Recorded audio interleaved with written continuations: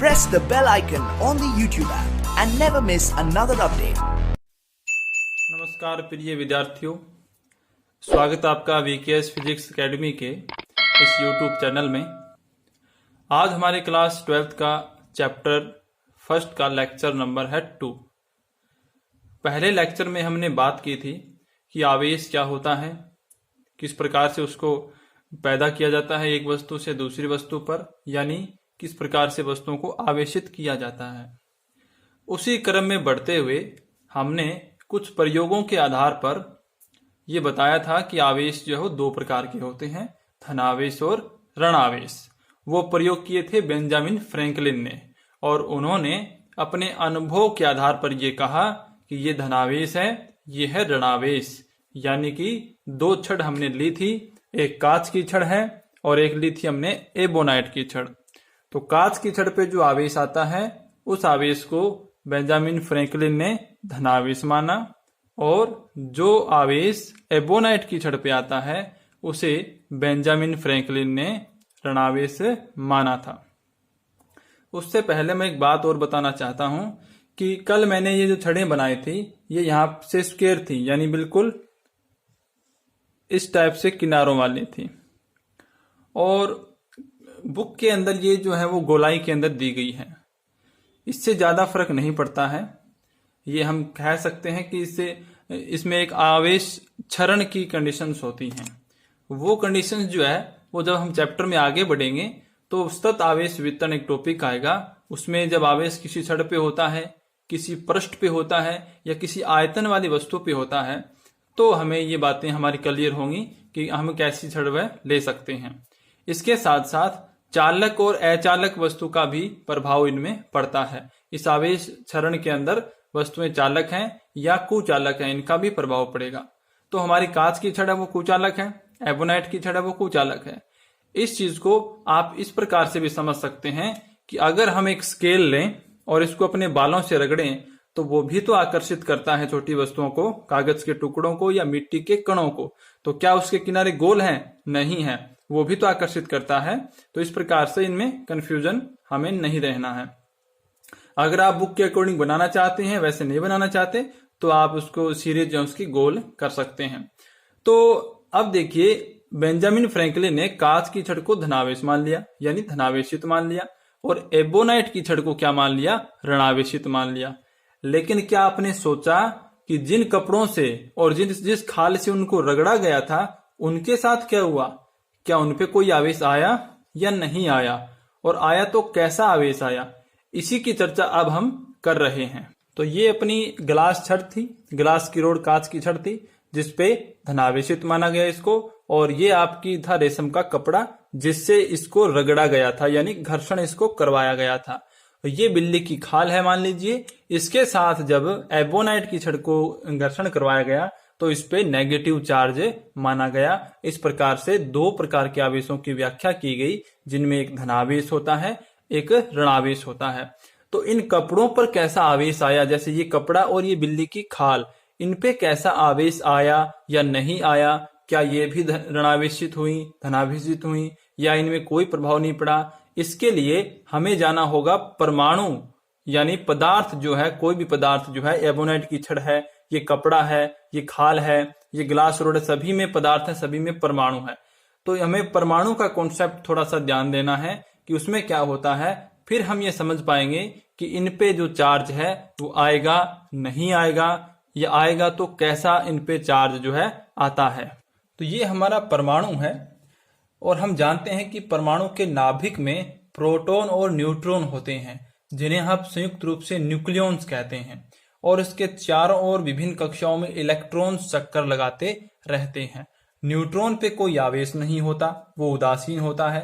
Proton पे धनावेश होता है, इलेक्ट्रॉन पे ऋणावेश होता है। और जब एक परमाणु होता है स्वतंत्र रूप से, उसमें जितने प्रोटॉन्स होते हैं उतने ही इलेक्ट्रॉन्स होते हैं, यानी इनका जितना आवेश प्रोटॉन पे होता है उतना ही आवेश इलेक्ट्रॉन पे होता है।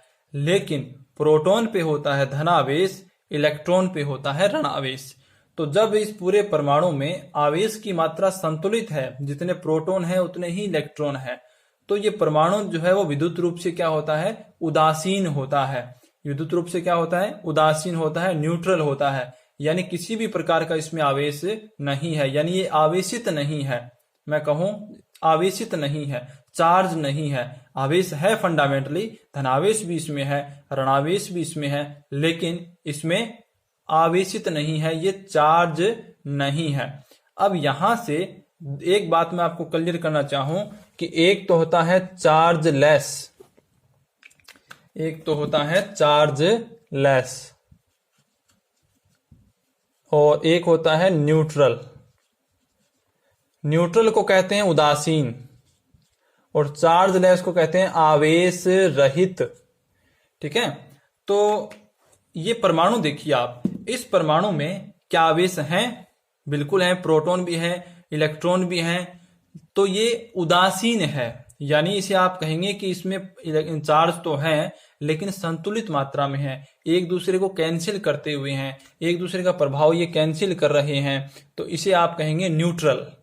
और चार्जलेस वो होता है जिसमें कोई चार्ज होता ही नहीं है, फंडामेंटली कोई चार्ज उसमें नहीं होता, उसे आप कहेंगे चार्जलेस। तो यहां आप इसे न्यूट्रल बोलेंगे, न कि आप इसे चार्जलेस बोलेंगे।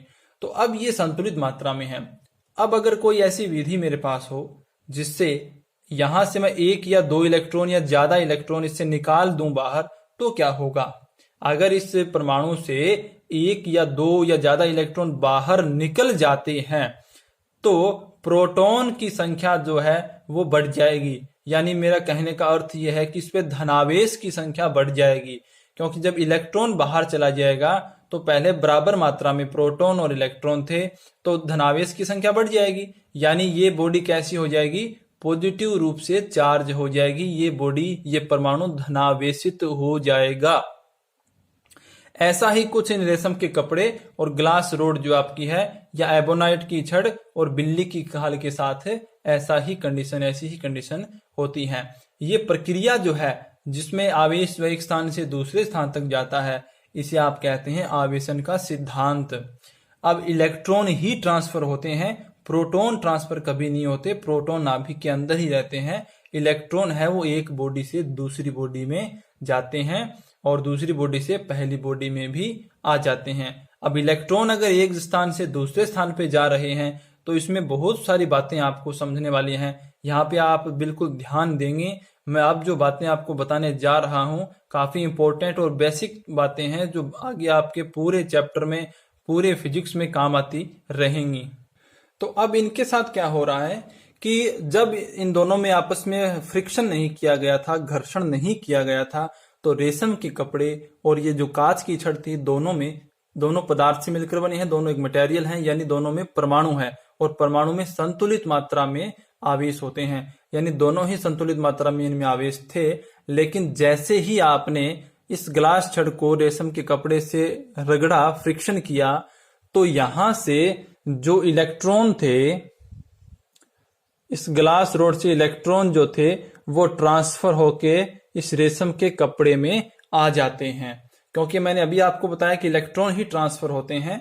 जो विधि आपने अपनाई उससे इलेक्ट्रॉन है परमाणु से बाहर आए, पदार्थ से बाहर आए और इस दूसरे के अंदर वो चले गए। यानी कि इस पे जितने पहले इलेक्ट्रॉन थे, अब इनमें दो इलेक्ट्रॉन, मैं एग्जाम्पल के तौर पे आपको दो इलेक्ट्रॉन बता रहा हूं, काफी ज्यादा भी हो सकते हैं। दो इलेक्ट्रॉन अगर और बढ़ जाते हैं तो आपको पता है पहले इसमें उतने ही प्रोटॉन थे, उतने ही इलेक्ट्रॉन थे, अब दो इलेक्ट्रॉन और बढ़ गए, तो इसका मतलब इस पे टोटल मात्रा जो है वो ऋणावेश की ज्यादा हो जाती है। यानी ये कपड़ा जो है पहले की तुलना में अब ऋणावेशित हो जाएगा और उधर से दो इलेक्ट्रॉन इधर आ जाते हैं तो उस पे पॉजिटिव चार्ज की मात्रा ज्यादा रह जाएगी, क्योंकि इलेक्ट्रॉन वहां पे कम हो जाएंगे। तो जितने इलेक्ट्रॉन इधर आ गए उतने ही प्रोटॉन उसकी अधिकता उधर बढ़ जाती है और वो पॉजिटिव चार्ज हो जाता है। इस प्रकार से इस प्रक्रिया में ग्लास छड़ जो है, ग्लास रोड जो है, कांच छड़ की जो है, कांच की, वो धनावेशित हो जाती है और रेशम का कपड़ा ऋणावेशित हो जाता है। इसी प्रकार से जब एबोनाइट की छड़ को बिल्ली की खाल से रगड़ा जाता है तो ये ऐसी प्रॉपर्टी वाली वस्तु है कि यहां से इलेक्ट्रॉन, बिल्ली की खाल से इलेक्ट्रॉन इस एबोनाइट की छड़ में ट्रांसफर हो जाते हैं। तो जब इनमें पहले संतुलित मात्रा में था तो यहाँ इलेक्ट्रॉन की अधिकता हो जाती है, तो इसके साथ ही ये टोटल जो इस पे चार्ज है वो नेगेटिव मात्रा बढ़ जाती है और ये ऋणावेशित हो जाता है। और इधर से इलेक्ट्रॉन इधर चले जाते हैं तो यहाँ पे इलेक्ट्रॉन की कमी हो जाती है, तो इसे ये कपड़ा कैसा हो जाएगा, ये बिल्ली की खाल कैसी हो जाएगी, धनावेशित हो जाती है। तो इस प्रक्रिया में हम ये देखेंगे कि कांच की छड़ धनावेशित होती है तो रेशम का कपड़ा ऋणावेशित होता है। एबोनाइट की छड़ जब ऋणावेशित होती है तो बिल्ली की खाल क्या होती है, धनावेशित हो जाती है।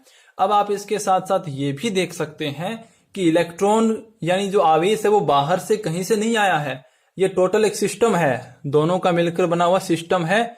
तो इस सिस्टम में इलेक्ट्रॉन एक से दूसरे में ट्रांसफर हो रही हैं, यानी इन दोनों में जितना चार्ज था अब भी उतना ही है, लेकिन हम सिर्फ एक को नहीं कर सकते हैं अलग, हम पूरे सिस्टम की बात करेंगे, दोनों को एक साथ लेंगे। तो जितना चार्ज पहले था अब भी उतना ही है, बस अब फर्क इतना है कि इसमें इलेक्ट्रॉन कम हो गए हैं, इसमें इलेक्ट्रॉन बढ़ गए हैं। तो इसे आवेश संरक्षण नियम का हमें पता चलता है। ये बातें हम आवेश के गुण धर्म में पढ़ेंगे, जो हमें आवेशन की विधियों के बाद में हम पढ़ेंगे, क्योंकि हमने अब इसको घर्षण करवाया है, इनमें आवेश का हमने पता लगाया है, तो हमें ये जानना आवश्यक है कि कौन कौन सी और विधियां हैं जिनसे हम वस्तुओं को आवेशित कर सकते हैं। तो इसमें एक बात मैं और बताना चाहूं आपको कि जो इलेक्ट्रॉन एक स्थान से दूसरे स्थान तक जा रहे हैं तो इलेक्ट्रॉन की प्रॉपर्टी क्या होती है। इलेक्ट्रॉन की प्रॉपर्टी आपकी होती है, इलेक्ट्रॉन जो है उस पे आवेश तो होता है इतना 1.6 इंटू 10⁻⁻90 कूलाम, और इलेक्ट्रॉन का जो मास होता है, इसे EM से लिखें या ME से लिखें, वो होता है 9.1 इंटू 10⁻31 kg। ठीक है, तो एक इलेक्ट्रॉन, अगर एक इलेक्ट्रॉन इधर जाएगा तो उतना तो आवेश का ट्रांसफर करेगा वो, और इतने मास का वो ट्रांसफर करेगा, यानी कि अगर एक इलेक्ट्रॉन इधर से इधर जाएगा तो इतने तो आवेश का वो ट्रांसफर करेगा, और 9.1 इंटू 10⁻31 kg जो एक इलेक्ट्रॉन का मास होता है, इतना मास अपने साथ वो द्रव्यमान अपने साथ वो दूसरी बॉडी में लेके जाता है। तो हम ये कह सकते हैं, तो क्या हमें ये कहना चाहिए कि इस जो नेगेटिव बॉडी है इसका मास बढ़ जाएगा, इस पे द्रव्यमान ज्यादा हो जाएगा? ऑलमोस्ट ऐसा ही होगा, ऐसा ही होता है। लेकिन ये जो बढ़ोतरी होती है, वृद्धि जो होती है, जैसे एक इलेक्ट्रॉन आया तो इतना आवेश इतना द्रव्यमान लेके आया, 2 इलेक्ट्रॉन आए तो इसका डबल हो जाएगा, 3 आए तो इसका ट्रिपल हो जाएगा। तो ये जो द्रव्यमान का ट्रांसफर हो रहा है, ये द्रव्यमान इतना कम होता है कि सैद्धांतिक रूप से तो ये बातें सत्य हैं, लेकिन हमारे दैनिक जीवन में हमें ऐसा आभास नहीं होता है कि हमें द्रव्यमान बढ़ा हुआ लगे। ठीक है, तो ये हमारी थी आवेशन, कांच की छड़ और एबोनाइट की छड़ किस प्रकार से वो धनावेशित और ऋणावेशित होती हैं। अब इसके साथ साथ हमें यह भी पता लग जाता है कि धनावेशित वस्तु जो है उसके द्रव्यमान में तो कमी होगी, क्योंकि उधर से इलेक्ट्रॉन इधर आ जाते हैं। तो एक इलेक्ट्रॉन के पास 9.1 इंटू 10⁻31 किलोग्राम द्रव्यमान है, इसका मतलब अगर एक इलेक्ट्रॉन इधर आएगा तो इतना द्रव्यमान वो लेके आएगा, 2 इलेक्ट्रॉन इधर आएंगे तो इतना द्रव्यमान डबल लेके आएगा, यानी कि उधर से द्रव्यमान कम तो हो रहा है। तो धनावेशित वस्तु जो है उसके द्रव्यमान में तो आती है कमी, और जिसमें इलेक्ट्रॉन जाते हैं, यानी इसमें इलेक्ट्रॉन अब जा रहे हैं, इस वस्तु से इसमें इलेक्ट्रॉन जा रहे हैं, तो इतना द्रव्यमान इसके पास वो और बढ़ा रहे हैं। इसका मतलब जो नेगेटिव वस्तु है उसके द्रव्यमान में क्या हो जाती है, वृद्धि हो जाती है। ये है आवेशन का सिद्धांत वस्तुओं का। अब हम बात करते हैं कि हमारे पास जो आवेशन की विधियां और कौन कौन सी हैं। मुख्य रूप से 3 विधियां हमारे पास होती हैं। पहली विधि तो घर्षण के द्वारा ही है, जो हमने अभी बताई थी। यही बातें घर्षण की विधि में आएगी, जो मैंने आपको इस कांच की छड़ में और एबोनाइट की छड़ में जो ट्रांसफर है इलेक्ट्रॉन का वो बताया है। दूसरी विधि आएगी हमारी चालन द्वारा, स्पर्श द्वारा, और तीसरी विधि आएगी प्रेरण द्वारा। तो आइए चलिए बढ़ते हैं आगे और करते हैं हम शुरुआत आवेशन की विधियों की। ये विधियां हम इसके साथ में ही पढ़ रहे हैं। क्योंकि हमने घर्षण के द्वारा आवेश को जाना है, एक इसके प्रकार जाने हैं, तो कौन कौन सौर विधियां हैं जिससे हम आवेशित कर सकते हैं वस्तुओं को। इसके बाद हम पढ़ेंगे कि आवेश के गुणधर्म क्या क्या होते हैं, आवेश क्या क्या प्रॉपर्टियां रखता है, और इसके साथ साथ आवेश के मात्रक क्या होते हैं। तो ये सब बातें हम आवेशन की विधियों के बाद में पढ़ेंगे। तो अब हमारे पास है आवेशन की विधियां, मेथड ऑफ चार्जिंग। पहली विधि होती है घर्षण द्वारा, जो सबसे पहले हमने पढ़ी थी। दूसरी विधि होती है चालन, या उसे स्पर्श द्वारा भी कहते हैं, या संपर्क द्वारा, यानी चालन, स्पर्श या संपर्क द्वारा आवेशन। तीसरी विधि होती है प्रेरण द्वारा आवेशन। ये काफी मोस्ट इंपोर्टेंट विधि है। तो इसमें क्या होगा, पहले हम पढ़ते हैं घर्षण द्वारा। देखिए घर्षण द्वारा जो विधि है, इसमें एक बात आपको याद रखने वाली है, बिल्कुल छोटी सी एक लाइन है और ज्यादा इसमें कुछ याद रखने वाली बात नहीं है, कि जब कोई भी दो वस्तुओं को हम आपस में घर्षण करवाते हैं या रगड़ते हैं, तो दोनों वस्तुओं पर समान परिमाण का लेकिन विपरीत प्रकृति का आवेश जो है वो उत्पन्न होता है। समान परिमाण का मतलब मैग्नीट्यूड जो है वो आवेश का बराबर होगा दोनों वस्तुओं पर, लेकिन एक वस्तु पर धनावेश आएगा, एक वस्तु पर ऋणावेश आएगा। तो जैसे ये डायग्राम इसमें दिखाया गया कि ये वस्तु है P, ये वस्तु है Q, और घर्षण से पहले इन पे कोई आवेश नहीं है, और घर्षण के बाद एक वस्तु पे यानी P वस्तु पे धनावेश आ गया मान लो, और Q वस्तु पे ऋणावेश आ गया। दोनों का मैग्नीट्यूड जो है वो बराबर है, यानी इस पे मैंने 6 पॉजिटिव दिखाए, इस पे भी मैंने 6 नेगेटिव दिखाए। तो ये प्रक्रिया घर्षण के अंदर होती है, तो ये नॉर्मल सी है। दूसरी हम विधि पढ़ रहे हैं चालन द्वारा, स्पर्श द्वारा या संपर्क द्वारा। वो ये विधि जो है सेकंड नंबर, ये भी काफी इंपॉर्टेंट है, इसमें भी समझने वाली बातें हैं। तो 2 नंबर है चार्जिंग बाय कॉन्टैक्ट। इसे चालन द्वारा आवेशन, स्पर्श द्वारा आवेशन या संपर्क द्वारा आवेशन भी कहते हैं। इसमें क्या होगा, दो वस्तुएं हैं हमारे पास, ये जो गोले आपको दिखाई दे रहे हैं ये अनावेशित गोला है, यानी इस पे कोई चार्ज नहीं है। अनावेशित भी बोल सकते हैं या निरावेशित भी बोल सकते हैं। दूसरा जो गोला है ये हमारे पास धनावेशित है, यानी किसी भी विधि से हमने इसको चार्ज कर लिया है। ये दोनों गोले कुचालक स्टैंड पर रखे गए हैं, यानी ये स्टैंड जो है वो कुचालक होना चाहिए, नहीं तो क्या होगा, ये जो आवेश है वो चालक अगर ये होगा तो इसके माध्यम से ग्राउंड में, पृथ्वी में चला जाएगा। तो आपको ये ध्यान रखना है कि कुचालक स्टैंडों पर ये रखे जाते हैं। पहले स्टेप में क्या होगा, दोनों को अलग अलग रखा जाता है। इस पे मैंने समझाने के लिए आवेश की मात्रा जो है वो 8 बताई है, इकाई 8 है इसकी, 6 और 2 8। ये अनावेशित है, ये धनावेशित है। दूसरे स्टेप में हम क्या करते हैं, जैसे ही दोनों गोलों को आपस में हम टच करवाते हैं, संपर्क में लेके आते हैं, तो इससे क्या होगा, स्वयं के प्रतिकर्षण के कारण, इसमें सिर्फ अपना क्या है, धनावेश है, और धनावेश में हमेशा क्या होते हैं, आपस में प्रतिकर्षण होता है। तो अपने प्रतिकर्षण के कारण ये दूसरे के ऊपर फैल जाते हैं, इनको जगह मिल जाती है, स्पेस मिल जाता है दूर दूर होने के लिए। तो ये इस हिसाब से एडजस्ट होते हैं कि बराबर मात्रा में ही फैलते हैं। अगर यानी 4 आवेश इस पर रहेंगे धनावेश, तो 4 पॉजिटिव इस पर जाएंगे, बराबर मात्रा में फैलेगा हमेशा ही। और जब हम इनको दूर दूर कर लेंगे, वापस तीसरे स्टेप में जब हम इनको दोनों गोलों को अलग अलग कर देंगे, तो दोनों गोलों पर बराबर मात्रा में आवेश आ जाएगा। तो इसमें हुआ क्या, इसमें यह हुआ कि पहले हमने सिर्फ एक वस्तु को आवेशित लिया, ये ऋणावेशित भी हो सकती थी। अगर नेगेटिव चार्ज होता तो दोनों पे बराबर मात्रा में नेगेटिव चार्ज आ जाता, वो एक अलग कंडीशन है, आप कुछ भी ले सकते हैं, धनावेशित भी ले सकते हैं और ऋणावेशित भी ले सकते हैं। तो इसमें एक अनावेशित वस्तु थी और एक धनावेशित वस्तु थी। जब आपने इसको संपर्क में लाके अलग कर दिया, तो दोनों वस्तुएं कैसी प्राप्त होती हैं, धनावेशित प्राप्त होती हैं। ये आपको यहाँ पर याद रखना है कि संपर्क द्वारा आवेशन में जैसा वस्तु पर आवेश पहले है, दूसरी वस्तु पर उसी प्रकृति का आवेश आता है। प्रेरण द्वारा आवेशन जो होगा उसमें यहीं पर, यानी ये जो प्रकृति है यही एक प्रकृति अलग होगी, इसी वजह से वो काफी इंपॉर्टेंट है। ठीक है, तो ये आपको समझ में आ गया, चालन द्वारा, स्पर्श द्वारा, संपर्क द्वारा, यानी इनको आपको आपस में कांटेक्ट में लाना पड़ेगा।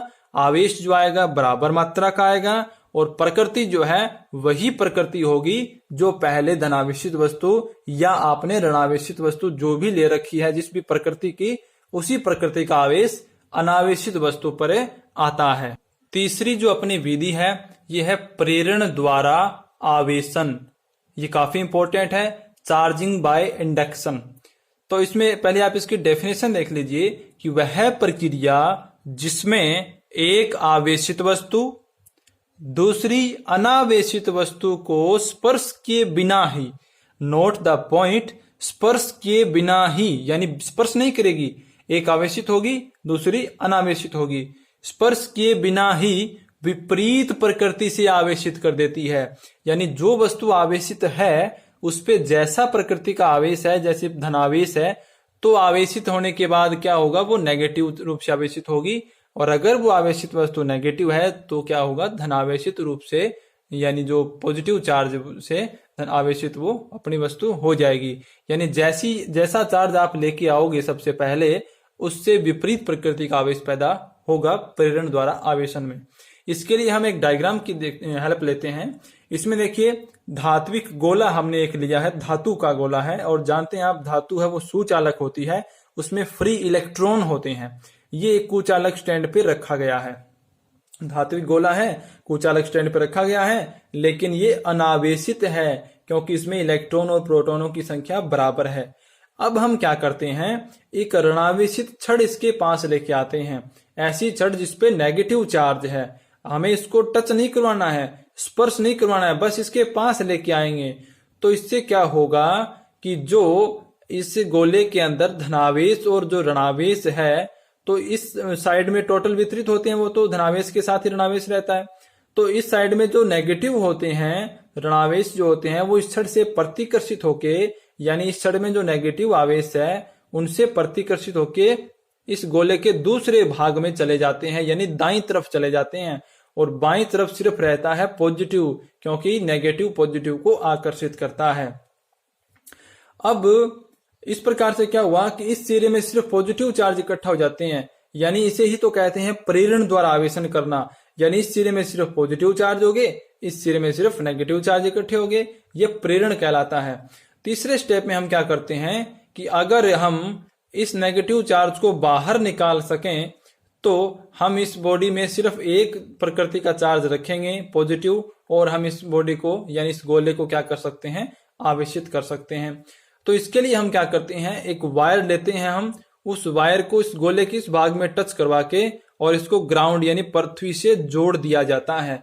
तो इसमें जितने इलेक्ट्रॉन है इस साइड में, ये सारे इलेक्ट्रॉन पृथ्वी के अंदर चले जाते हैं, क्योंकि पृथ्वी जो है वो अनंत धारिता वाली होती है, कितने ही इलेक्ट्रॉन को वो अपने अंदर समा सकती है, और पृथ्वी को शून्य विभव पर माना जाता है। आवश्यकता के हिसाब से पृथ्वी नेगेटिव विभव वाली भी होती है, यानी अगर हमें जरूरत पड़े तो पृथ्वी से इलेक्ट्रॉन अपनी बॉडी में भी आ सकते हैं। तो इससे क्या होगा कि ये इलेक्ट्रॉन जो है वो बॉडी पृथ्वी में चले जाएंगे, और ये यहाँ पे चले जाएंगे, फिर हम इस वायर को हटा देंगे। तो वायर को हटाने के बाद हमारे पास ये चौथा स्टेप जो है ये आ जाएगा, यानी इस साइड में सिर्फ पॉजिटिव रहेगा, और ये नेगेटिव आपकी छड़ है, ये यहाँ पर जो इसके अंदर जो नेगेटिव चार्ज थे वो बॉडी जो है ग्राउंड के अंदर चले गए हैं, लेकिन ये वितरित नहीं हो पा रहे हैं क्योंकि ये जो छड़ है नेगेटिव, ये इन्होंने इसको अभी तक आकर्षित कर रखा है। अब हम क्या करते हैं, इस छड़ को हटा लेते हैं। जब इस छड़ को हम हटा लेंगे और तो क्या होगा, ये स्वयं के प्रतिकर्षण के कारण पूरे एक समान रूप से इस बॉडी के अंदर, इस गोले के अंदर वितरित हो जाएंगे, और ये जो गोला है ये क्या हो जाएगा, धनावेशित हो जाएगा। देखिए हमने जो वस्तु ली थी वो नेगेटिव चार्ज थी, और गोला हमें कैसे प्राप्त हुआ, धनावेशित। अगर हम यहाँ पर पॉजिटिव चार्ज छड़ लेके आते हैं तो हमें गोला कैसा प्राप्त होगा, ऋणावेशित प्राप्त होगा। अब आपको इसमें ध्यान रखने वाली बात यह है कि ये जो छड़ है प्रेरण द्वारा आवेशन की प्रक्रिया में, ये जो छड़ है इस पर जितना आवेश है उस आवेश में किसी भी प्रकार का कोई डिफरेंस नहीं आता है, और उतने ही इलेक्ट्रॉन पृथ्वी में जाते हैं जितने यहाँ पर पॉजिटिव रहते हैं। तो ये हमारी विधि थी प्रेरण द्वारा आवेशन की। इसमें कुछ मैं और भी आपको बातें बताऊंगा जो हम कल नेक्स्ट वीडियो में बात करेंगे। इस पे आधारित प्रश्न जो है वो हम बात करेंगे कि क्या इस प्रेरण, इसमें छड़ पे जितना आवेश है इस पे आवेश इसके बराबर मात्रा का आएगा, प्रेरित होगा, या इसे ज्यादा मात्रा का भी हो सकता है, या कुछ और बातें जो है कंपटीशन क्वेश्चन इस पे मैं आपको प्रोवाइड करवाऊंगा। तो तो वीडियो को लाइक कीजिए, शेयर कीजिए, चैनल को सब्सक्राइब कीजिए, अधिक से अधिक लोगों तक इसे पहुंचाएं।